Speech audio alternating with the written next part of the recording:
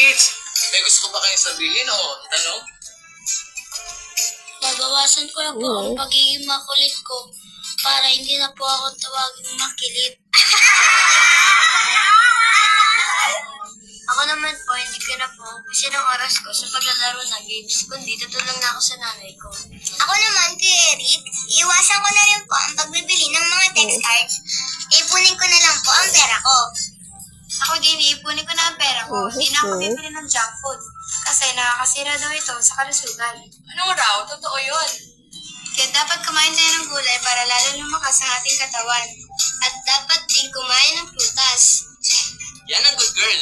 Tingnan nyo, di ba mas masarap gawin ang tama? At lagi natin ito i-practice. Kaya nga ako pag may napansin akong hindi maganda sa sarili ko, binabago ko. Siyempre sa tulong ng Diyos. Halimbawa ay ako alam ko, medyo masungit ka. Lagi ka kasing nakasimangot eh. Alam ko naman yun, Ariel, kaya nga sinisikap kong mabago. Tama yun, mga kids. Hindi masamang magbago kung mapupunta ka sa lalong mabuti. Lalo na kung may tuturo natin to sa iba at sa mga kapwa nyo bata.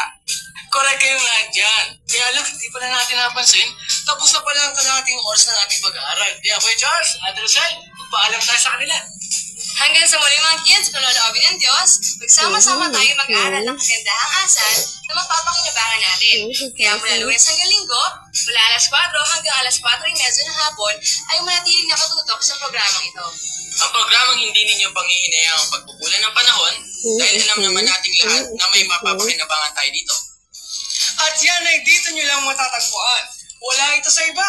Eksklusibo sa inyong kasangbahay sa UNTV! Ang nag-iisang programang pambata na tumutulong sa atin na tumuklas ng mga kalamang mula sa Biblia. Ito ang Binabati ko po ang mga empleyado ng DFA sa pag-assist sa akin. Hello!